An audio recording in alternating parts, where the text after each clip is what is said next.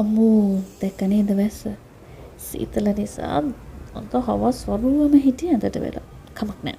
කම්මැලි කරන පැත්තක දාලා මේ ලෑස්ති වැස්සම shopping යන්න. කියලා බලමු. බෑත් වගේ හාත් වගේ.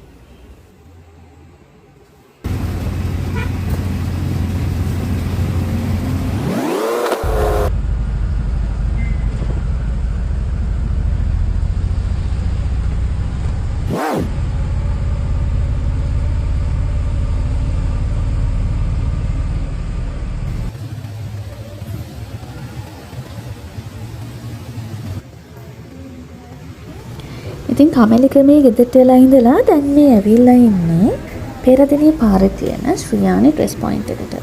මුළු පවුලකටම ඕනි කරන ඇඳුම්, සපත්තු, ඒ වගේම කොස්මටික් අයිටම්ස් ඊට අමතරව ගෙදරකට ඕනි කරන සාමාන්‍ය බෙඩ් ෂීට්ස් එමත් නැත්නම් කාපට් වගේ දේවල් මේ හැමදේම යාලා ගාව තියෙනවා.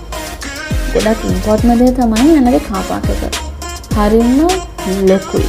ඉතින් සීසන් එකකදී වුණත් කිසිම ප්‍රශ්නයක් නැතුව අපිට වාහන නවත්තලා පරිස්සමට අපිට ඕනි කරන shopping කරගන්න මේ කට්ටියගේ මේ පහසුකම ගොඩක් වටිනවා. නුවරට එන්න බලාපොරොත්තු වෙන්න සහ නුවර ආවට ඉන්න කට්ටිය තාම මේ ශ්‍රියානි ඩ්‍රෙස් පොයින්ට් එක try out කරේ නැත්නම් කොළන් වෙලාවක පොඩ්ඩක් ගිහලා බලන්න.